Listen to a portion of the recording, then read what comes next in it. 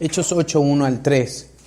Dice así: y Saulo consentía en su muerte. En aquel día hubo una gran persecución contra la iglesia que estaba en Jerusalén, y todos fueron esparcidos por las tierras de Judea y de Samaria, salvo los apóstoles. Y hombres piadosos llevaron a enterrar a Esteban e hicieron gran llanto sobre él. Y Saulo asolaba a la iglesia y entrando casa por casa, arrastraba a hombres y a mujeres y los entregaba a la cárcel. Ahora vamos un capítulo después, capítulo 9, y vamos a leer del 1 al 9. Saulo, respirando aún amenazas y muerte contra los discípulos del Señor, vino al sumo sacerdote y le pidió cartas para las sinagogas de Damasco, a fin de que si hallase algunos hombres o mujeres de este camino, o sea, del cristianismo, les trajese presos a Jerusalén. Mas yendo por el camino, aconteció que al llegar cerca de Damasco, repentinamente le rodeó un resplandor de luz del cielo. Y cayendo en tierra, oyó una voz que le decía: Saulo, Saulo, ¿por qué me persigues? Él dijo: ¿quién eres, Señor? Y le dijo: yo soy Jesús, a quien tú persigues. Dura cosa te es dar coces contra el aguijón. Él, temblando y temeroso, dijo: Señor, ¿qué quieres que yo haga? Y el Señor le dijo: levántate y entra en la ciudad y se te dirá lo que debes hacer. Y los hombres que iban con Saulo se pararon atónitos, oyendo a la verdad la voz, mas sin ver a nadie. Entonces Saulo se levantó de tierra y abriendo los ojos no veía a nadie. Así que llevándole por la mano le metieron en Damasco, donde estuvo 3 días sin ver y no comió ni bebió. Muy bien, Saulo. ¿Quién era Saulo? Saulo era un líder religioso, era un fariseo, era un hombre que creía hacer lo correcto. ¿Cuántos has conocido de esos? Que son hombres que viven su vida, que se aferran y que si ellos piensan: estoy haciendo lo correcto, voy en un buen rumbo. Y alguien puede llegar y decirle: no, estás equivocado, mira, el camino que estás tomando, el rumbo que lleva tu vida no es correcto. No, yo sé que voy bien. Así era Saulo, un hombre excelente en todo. Él tenía todas las credenciales, las mejores universidades, era rico, se sabía la ley, era uno de los más respetados rabinos. De hecho, el primer versículo que leímos era: Saulo estaba aprobando el apedrear a un blasfemo llamado Esteban que hablaba de Jesucristo. Él estaba allí y estaba diciendo: mátenlo. Y lo apedrearon a Esteban y él dice que estaba ahí consintiendo en su muerte. Me imagino que ha de haber estado mirando y dicho: bien hecho, qué bueno que mataron a ese blasfemo por estar hablando de un tal Jesucristo. Y entonces él empezó a entrarle un celo. Dijo: esto es una blasfemia, esa enseñanza, ¿cómo que Jesús es el Salvador? ¿Cómo que el Hijo de Dios? No, esas son blasfemias. Yo tengo que hacer algo, voy a acabar con esta creencia, voy a demostrarles que esto es falso. Y entonces no se quedó allí. Él era un hombre que tenía dinero, que tenía posición, que tenía poder. Y entonces él dice que entraba a las casas, ¿se acuerdan? Imagínate que tú estás en tu casa, no sé, ahí lavando o con la familia, ¿no? Y entonces llega un tipo, y no venía solo, no crean que él entraba solito, venía con gente y te llevaba arrastrando. Dice que aún de los cabellos los llevaba arrastrando y los metía a la cárcel. ¿Por qué? Porque estaban predicando y creían en Jesús. Y no se quedó con eso, dijo: yo tengo que hacer algo más, ya me ejecuté a todos los de Jerusalén. Ya, hasta dice ahí Hechos 8:1 que hubo gran persecución y que tuvieron los cristianos que escapar. Tuvieron que irse de Jerusalén. Los únicos que se quedaron fueron los valientes apóstoles. Ellos dijeron: nos quedamos porque aquí es necesario estar. Jesús nos dijo que nos quedáramos. Y todos los demás fueron esparcidos, pero a donde ellos iban hablando de Jesucristo, y por eso el cristianismo se esparció. Pero Pablo dijo: no, esto está mal, yo voy a hacer algo. Y entonces pidió cartas a todos los rabinos y les dijo: denme cartas, denme permiso de ir a Damasco, ir a donde sea. Empezó con Damasco, pero su intención era recorrer, yo creo que toda la tierra, para que si me encuentro a alguien de este camino, de esa creencia, yo pueda, dice, respirando aún amenazas y muerte. Es lo que quería, era matar a los cristianos. Y en el camino, ¿qué creen que pasó? Lo leímos, se encontró con Jesucristo. Jesús ya había muerto, ya había resucitado y había ascendido. Pero se viene en el camino y Pablo no sé si iba en un burro, no sé si iba en un caballo, no sabemos, no lo dice allí la Biblia, simplemente dice que lo derribó o iba caminando tal vez. No necesariamente tiene que ser que iba ahí en un caballo. Pero lo derribó, oyó una voz que le decía: Saulo, Saulo, ¿por qué me persigues? Y él dijo: no, pues yo a quién persigo, ¿no? Esta voz no puede venir sino de Dios.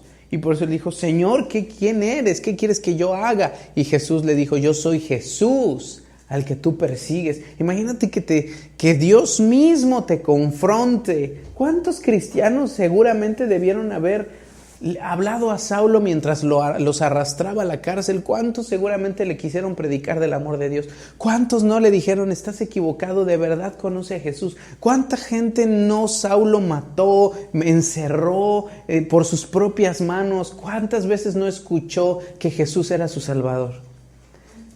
Hasta que lo oyó del mismo Jesús. Hasta que oyó la voz del mismo Jesús y se encontró con el mismo Jesús, es que él creyó. Todo su orgullo, todo su poder fue derribado, quedó ciego, no pudo ver, oyó la voz y él se rindió y Jesús le dijo: dura cosa te es dar coces contra el aguijón. Esa es una frase la cual a lo mejor no la entendemos mucho, pero alguien que lleva un caballo o un burro, para que avance, le pican. Ese es una varilla puntiaguda que se llama aguijón. Y un caballo o un burro, cuando no quiere avanzar y le dan un picotazo, lo que hace es dar una patada. O sea, son dar coces. Pero si tú lo haces, ¿qué va a hacer el que tiene el aguijón? Va a decir: no, ya me pateó, no, ya te dejo en paz. O sea, toma más, ¿no? ¿Sigues dando patadas? Toma más. A ver, hasta que te rindas. Por eso es que la expresión dura cosa te es dar coces contra el aguijón. O sea, te has resistido y has dado patadas, pero yo puedo más que tú. Esa es la frase, es lo que está expresando. Y Pablo le dice: ¿qué quieres que yo haga, Señor? Se rinde allí. No pone más bloqueos, no dice más nada, simplemente: ¿qué quieres que yo haga? Y el Señor más tarde le indica: vete a tal lugar y ahí se te dirá lo que tienes que hacer.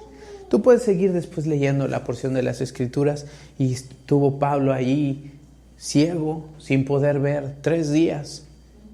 Seguramente Dios estuvo hablando con él todo ese tiempo y él arrepintiéndose de todos sus pecados, de tal manera que cuando Dios envía a un hombre llamado Ananías para orar por él y pone sus manos sobre él, se caen como escamas de sus ojos, recobra la vista y Dios le dice: te estoy enviando como un apóstol a los gentiles para que hables de mí. Lo que perseguiste ahora es por quien vas a vivir. ¿Por qué estoy tomando esto? Saulo en ese entonces todavía no se llamaba Pablo. ¿Cuántas veces escuchó el mensaje de Jesús? Muchísimas. Vio él mismo, sacrificó gente. El sacrificio de una persona muriendo por una creencia, ¿no te conmovería? ¿No te haría pensar: wow, ¿qué le hace a este hombre morir por lo que cree? ¿Será genuino? Si alguien muere por ignorante, bueno, dices: pobre hombre, ¿no? Pero estoy persiguiendo a cientos de hombres, de mujeres, que están dispuestos a ser quemados, que están dispuestos a que sus hijos mueran, están dispuestos a dejar todas sus bienes, posesiones, no les importa, y aún así no niegan su fe y los estoy matando. ¿Acaso no te hace pensar si es genuino lo que creen? ¿Qué es lo único que puede hacer a alguien morir por algo que es verdadero y que lo creen? Tú no morirías por una mentira. Ni por más orgulloso que seas, serías tan tonto para morir por una falsedad. Tú mueres por algo que crees que es genuino. Seguramente eso Pablo lo vio tantas veces, pero aún así seguía pensando, voy a matar a todos. ¿Cuántas veces le han de haber predicado de Jesús? Se obsesionó, o sea, esa es la palabra. Pablo se obsesionó por acabar con esa fe. Seguramente sabía bien lo que esa fe decía para poder reconocerlos. Cuando tú te obsesionas con algo y estás en contra de eso, te metes y no hablas más que de eso. Y estás cierto en que quiero acabar con eso y voy a destruir eso, y sabes muy bien todos los detalles de eso porque estás en contra, lo estás atacando, lo quieres desaparecer. Pablo sabía bien qué predicaba el cristianismo, quién decía que era Jesús. Seguramente investigó quién era Jesús en tierra, él lo supo. Y entonces en el camino, después de haber oído el mensaje, Pablo no era un hombre que nunca hubiera oído de Cristo. Pablo no era un hombre que no supiera la palabra. Pablo no era un hombre ignorante. Pablo era un hombre terco y aferrado a algo que él creía que estaba bien. Pero se encontró con Jesús. Hermanos, a veces nosotros podemos haber escuchado tantas veces de la fe cristiana. Podemos haber oído tantas veces de Jesús. Pudimos haber crecido desde chiquitos oyendo de Jesús. Nuestro pañal podía haber dicho Juan 3:16. Pero hasta que tú no te encuentres con Jesús, nuestra vida no cambia. Es lo que le pasó a Pablo. Y Pablo era religioso. Más adelante él podía defender su fe y decía, miren, las mejores credenciales yo las tenía, fariseo de fariseos, rabino, todo, circuncidado al 8º día, o sea, todo, no había tacha en mí, pero todo eso lo tengo por basura, porque nada de eso sirve. Lo único que Pablo cambió su vida fue encontrarse con Jesús en persona. Todos necesitamos un encuentro con Jesús. No un encuentro con su fe. No un encuentro ni siquiera con todo respeto, ni siquiera con alabanzas, iglesia, Biblia. Todo eso nos lleva a Jesús. Me tengo que encontrar con Jesús. No, de otra forma mi vida no va a cambiar. La base de la vida cristiana es encontrarnos con Él, haberlo visto. A lo mejor no con tus ojos físicos, pero haber sentido su presencia, haberlo palpado. Así como Pablo, a nadie me va a cuentear, yo lo vi, o lo sentí, lo escuché. Moisés, como vio a Dios, la zarza. Cada hombre tuvo un encuentro con Jesús. Todos. Quien tú quieras y mandes. Leemos en la palabra desde Abraham, Dios ahí en las estrellas le habló y le dijo, sal de tu tierra, y toda una relación. Jacob, lo vimos cuando hablábamos de los diezmos y las ofrendas, ahí estando tuvo un sueño, una escalera que subía y bajaba, y ahí estaba Dios, y él dijo, wow, este es un lugar, esto no es más que puerta del cielo, y dijo, Señor, si tú me llevas con bien y me haces regresar y todo me das, yo voy a ser tu hijo casi, y te voy a apartar el diezmo toda mi vida. Isaac, Jacob, llámese como se llamen, todos tuvieron un encuentro con él en persona. No con una ideología. La ideología te va a llevar a, no con una iglesia, la iglesia te va a llevar a, no con unas alabanzas, ay, qué bonita alabanza, ay, me tocó, sí, es bien bonito, pero te va a llevar a. La Biblia, la palabra de Dios es vida, pero te va a llevar a. ¿A quién te va a llevar? A Jesús. Dios desea encontrarse con nosotros. De otra manera solamente vamos a practicar una serie de costumbres y reglas, y esto, ¿saben cómo se llama? Religión. Somos religiosos, pero no realmente podemos habernos encontrado con Jesús. Y lo único que cambia la vida es un encuentro con Jesús. Prácticas, leyes, costumbres, son buenas, pero no son suficientes. Nos hacen hasta sentirnos oprimidos. Porque no debo hacer esto, porque tengo que hacer esto. Pero como nunca me encontré con Jesús realmente, hasta eso se vuelve pesado y no se disfruta. Dios desea encontrarse con nosotros. De Él viene la iniciativa. ¿Qué dice Juan 15:16? ¿Lo tienen? No me elegisteis vosotros a mí, sino que yo os elegí a vosotros. Y os he puesto para que vayáis y llevéis fruto y vuestro fruto permanezca, para que todo lo que pidierais al Padre en mi nombre, yo os lo dé. Jesús tomó la iniciativa. A veces nosotros decimos, yo decidí. Tanto me insistieron que dije, bueno, a ver, órale. A veces pensamos que, ay, no, ese cuate es buenísimo, qué bárbaro, nada más le falta ser cristiano. No, es súper así, asado, es bien buena gente. Nada más le falta ser cristiano. Si aceptara a Cristo y le diera chance, no, pues ya, tendría todo. Pero la verdad es que Jesús es el que toma la iniciativa. Nadie puede venir al Padre. La Biblia dice, Él pone el querer como el hacer. Si en algún momento hubo una iniciativa nuestra, fue en respuesta a lo que el Señor ya estuvo haciendo, tomando detalles con nosotros, estuvo enviando mensajeros, estuvo tomando allí destellos para que nuestra vida poco a poco empezara a entender, Dios me está hablando. Dios está interesado en mí. Ya me encontré un cristiano aquí, me encontré un cristiano allá, me encontré un cristiano acá, voy en la combi y oigo una alabanza, X cosas, ¿no? Así, entonces me va canalizando a cada uno de nosotros hasta que en ese momento Él se encuentra con nosotros. No es que nosotros decidimos, es que Él tomó la iniciativa y fue dándonos, y aún hasta desde pequeños. Allí cuidando nuestra vida, cercándonos, guardándonos de morir. Dios guarda nuestras vidas y a veces uno dice, son casualidades. No son casualidades. Dios allí cuidándonos porque Él dijo, tiene un propósito para mí. Yo tengo que guardar su vida. Y nos rodea, nos cerca, nos cubre. Y entonces empieza a enviar cosas, detalles, en medio de todas las tinieblas que quieren robar. Porque a veces crecemos en un entorno terrible que son densas tinieblas y nos quieren alejar de Dios en medio de tantas tinieblas, pero Dios tiene que abrir allí, despejar el campo para que entonces entre la luz. Él es el que toma la iniciativa de nuestras vidas. Él nos está buscando. Lucas 19:10, ustedes saben esa parábola, la oveja perdida.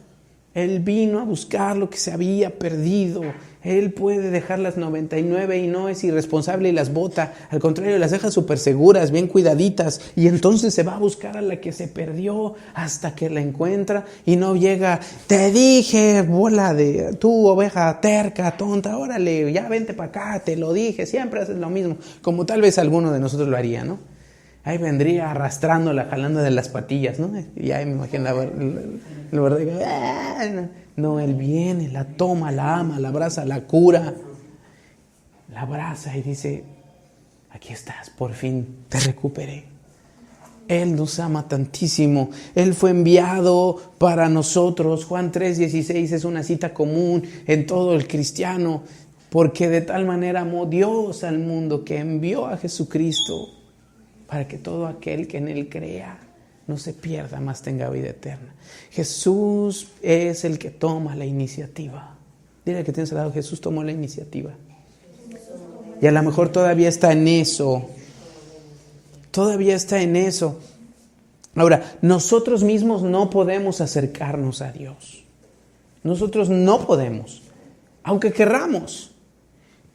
Lo más que nosotros podemos hacer, el esfuerzo del hombre por acercarse a Dios, de ahí viene la palabra latina que es religar, poder acercarnos. Nosotros nos esforzamos por acercarnos a Dios. Eso es religar, religare. ¿A qué le suena? Religión. De allí viene la palabra volver a reunir, pero es el hombre que está intentando llegar a Dios. Por eso la gente dice, todas las religiones te llevan a Dios. Todas. ¿Por qué? Pues sí, a ese Dios, pero no a mi Dios. Porque Jesús dijo, Juan 14:6, yo soy el camino, la verdad y la vida. Nadie viene al Padre si no es por mí. Toda religión sí intenta llegar a Dios, intenta, mas no llega, no le alcanza. No hay un camino que el hombre ponga, no hay un esfuerzo humano que el hombre haga que le alcance para llegar hasta Dios. Dios tiene que poner todo para que entonces sí, el pequeñito esfuerzo humano que podemos hacer sea suficiente, pero Dios tiene que poner el puente enorme. Desde ahí es que esa frase, sumo pontífice, solo Jesús es el que la merece, el sumo puente. Y nosotros solamente lo único que podemos hacer es poner casi un puentecito así chiquitito, que es un pasito. Jesús puso todo el puente y nosotros solamente una tablita, que es la tablita que nos toca en respuesta a todo lo que Él trabajó. El hombre no le alcanza sus esfuerzos, no podemos acercarnos a Dios, porque ¿saben qué? Si es nuestro esfuerzo, en esto me doy cuenta que realmente no me he encontrado con Jesús y que solamente es una religión. ¿Cómo me doy cuenta? Cuando yo soy el que me estoy esforzando, siempre sentiré que no llego a Dios.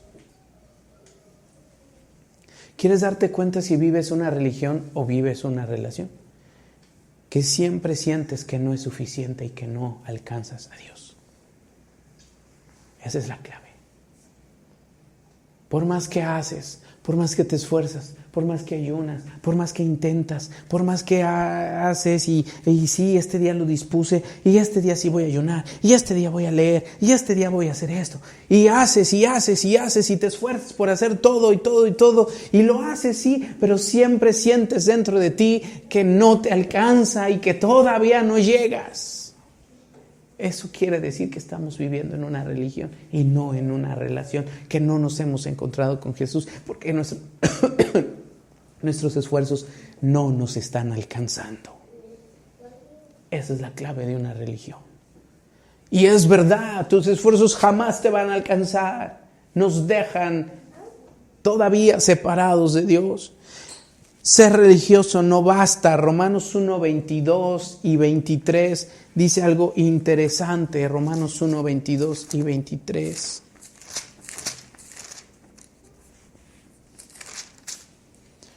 Dice, profesando ser sabios, hicieron necios y cambiaron la gloria de Dios incorruptible en semejanza de imagen de hombre corruptible, de aves, de cuadrúpedos y de reptiles.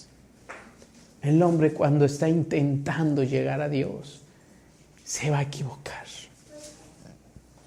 Y piensa ser sabio. Porque dice, yo leo mucho, he leído muchos libros, sé esto, sé tal filosofía, esto, lo otro, no me marean.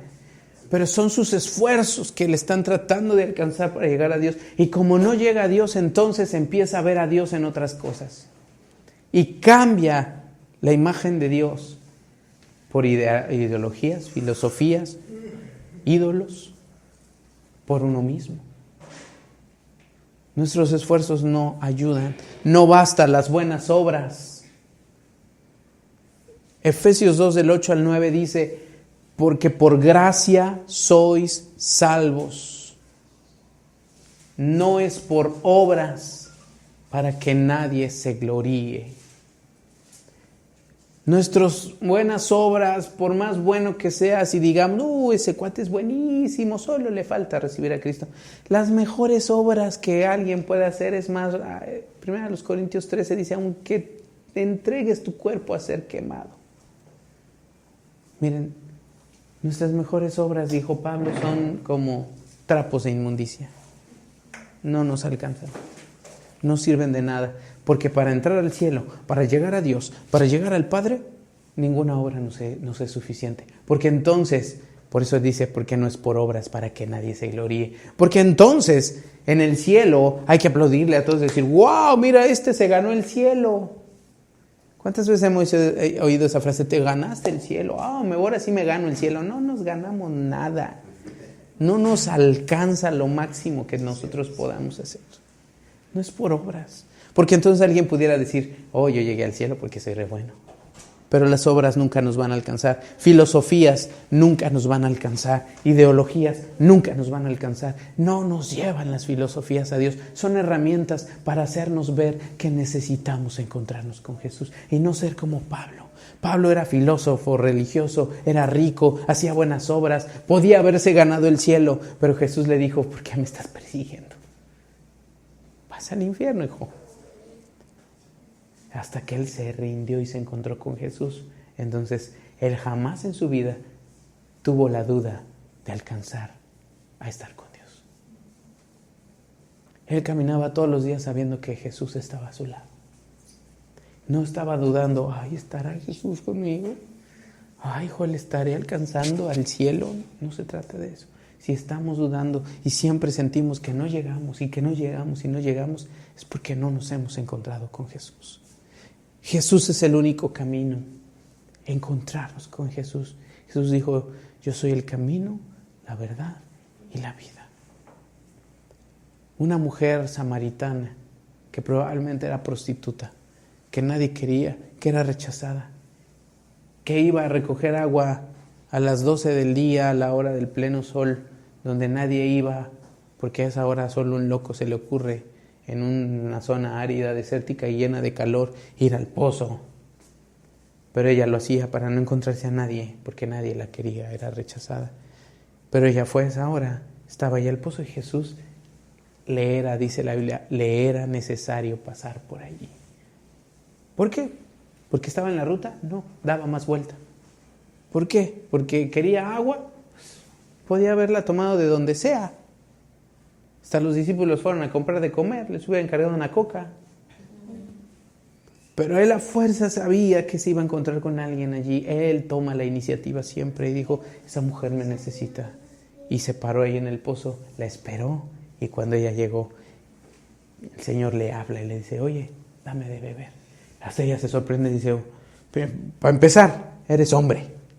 Los hombres no me hablan. Segundo lugar, eres rabino. Estás manchándote porque soy prostituta. ¿Cómo tú, siendo judío y rabino, me pides a mí? Aparte no puedes ni tocarme. No puedes. Los rabinos eran estrictísimos, ¿no? O sea, beber en un vaso impuro. Ellos se lavaban 7 veces las manos. Lavaban 3 veces sus trastes. Exageradamente. Sus religiones y sus leyes. ¿Cómo iba a tomar del cántaro de una mujer prostituta y de una mujer, y aparte samaritana? Culturalmente eran enemigos los judíos y los samaritanos. Pero Jesús dijo: si tú supieras con quién estás hablando, más bien tú me pedirías a mí que te diera de beber, porque yo tengo un agua que te daré y que no tendrás sed jamás. Y no se estaba refiriendo a un agua física, se refería a: tú me necesitas a mí. Y esa mujer le dijo: pues quiero de esa. Y estando con él, Jesús le habló de su vida. Le dijo: sí, tú 5 maridos, llama a tu marido y vente. Y ella: pues no tengo marido. Y el Señor le dice: bien has dicho, no tienes marido, y con el que ahora vives no es tu marido. 5 maridos has tenido, ¿no? Entonces hablaba de su condición moral.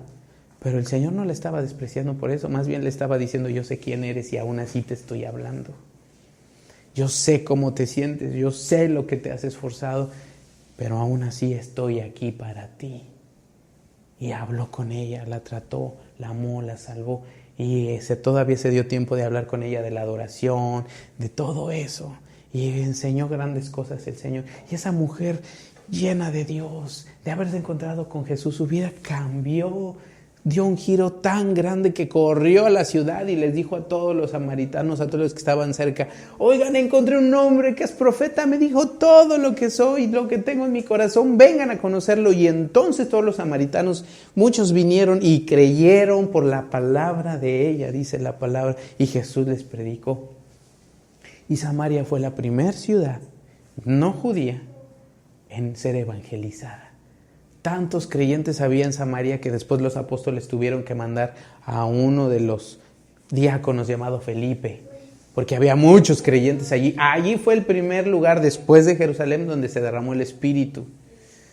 Tanto había allí de avivamiento y de fuego de Dios que hasta dijeron, Pedro, Juan, vayan a ver qué está pasando. Y entonces ya llegaron allá y dijeron, no, pues no es posible, o sea, no puedo negar que es Dios el que visitó a esta ciudad. ¿Por qué fue? Porque esa mujer avivó una ciudad, tuvo un encuentro con Jesús. Su vida cambió. No fue más prostituta, no fue más rechazada. Ella ya sabía que no tenía que hacer más. Se había encontrado con Jesús y ella sabía que era hija. Su vida cambió y ella fue un punto tan clave para tocar esa ciudad. Llámese quien se llame. Otro hombre, ya con ese término hay miles de casos. Había un endemoniado que quién sabe cómo se llamaba, pero que vivía en una zona llamada Gadara. Ese endemoniado se le conoce como el endemoniado gadareno. Ese hombre estaba totalmente lleno de demonios y andaba en las tumbas y andaba en los lugares áridos y con las piedras se pegaba y nadie lo podía dominar. Dice que entre multitudes lo habían intentado amarrar y con cadenas poner ahí como si fuera una bestia, pero él rompía las cadenas, los demonios lo controlaban y Jesús iba pasando por allí. Qué casualidad que tuviera que pasar por ese lugar. Era famosísimo el gadareno.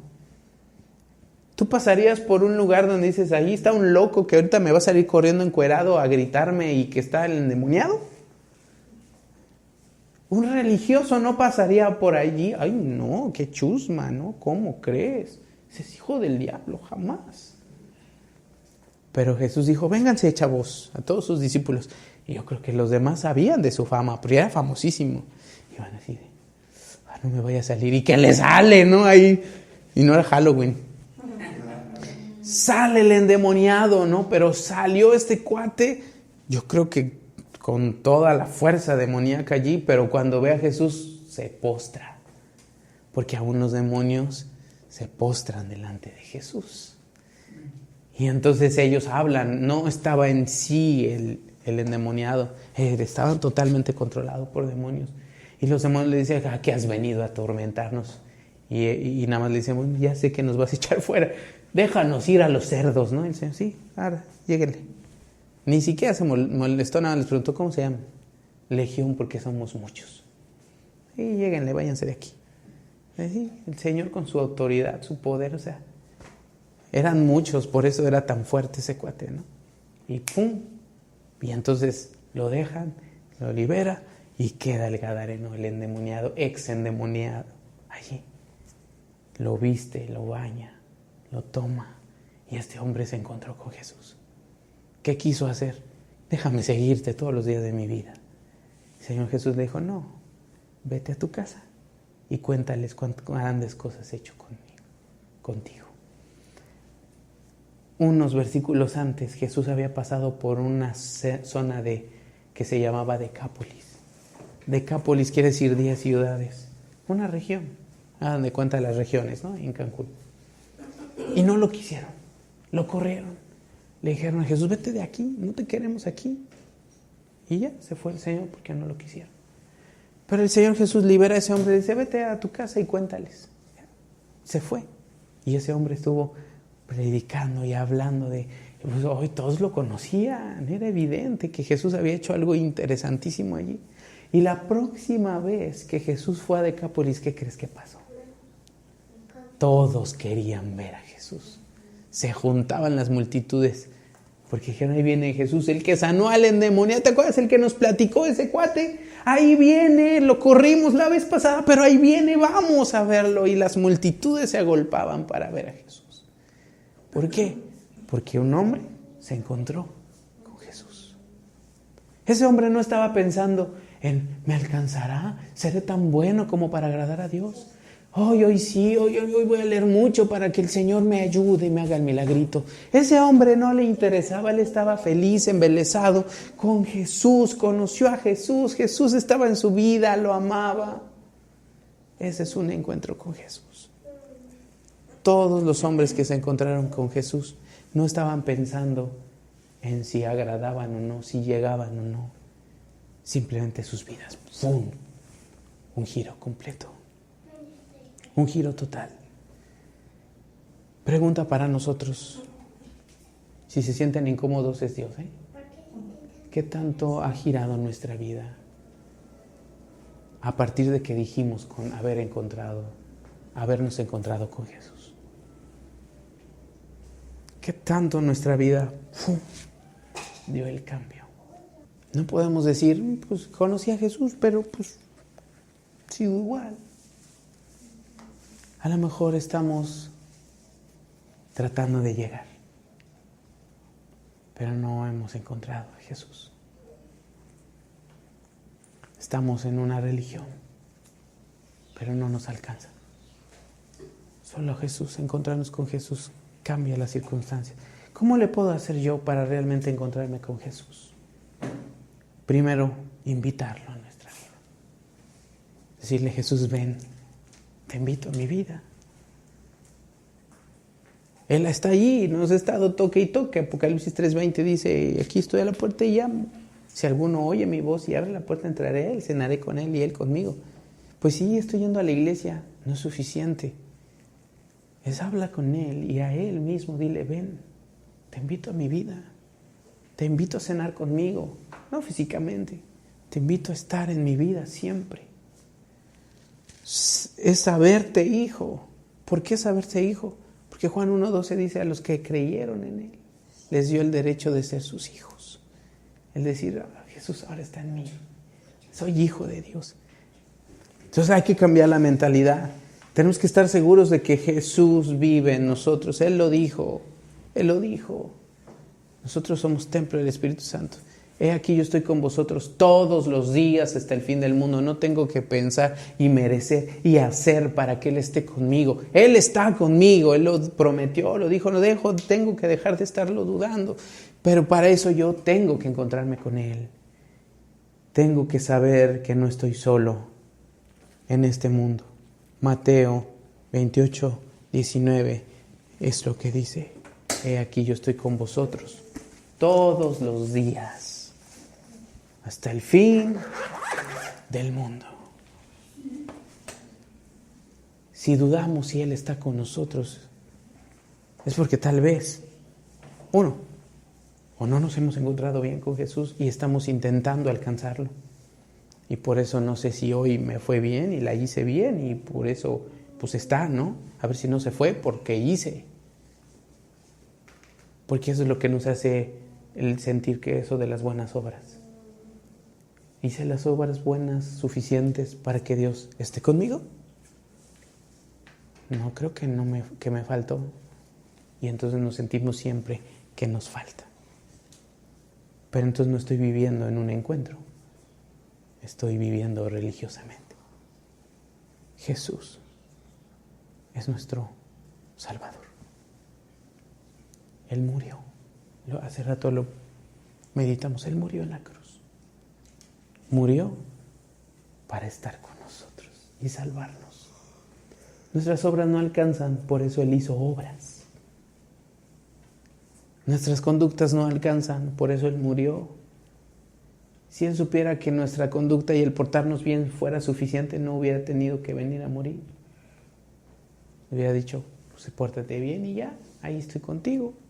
Pero como Él sabe que no, nada de lo que hagamos merece y alcanza su presencia. Es tan hermosa y tan bella que no nos alcanza. Él nos la da de gracia a sus hijos.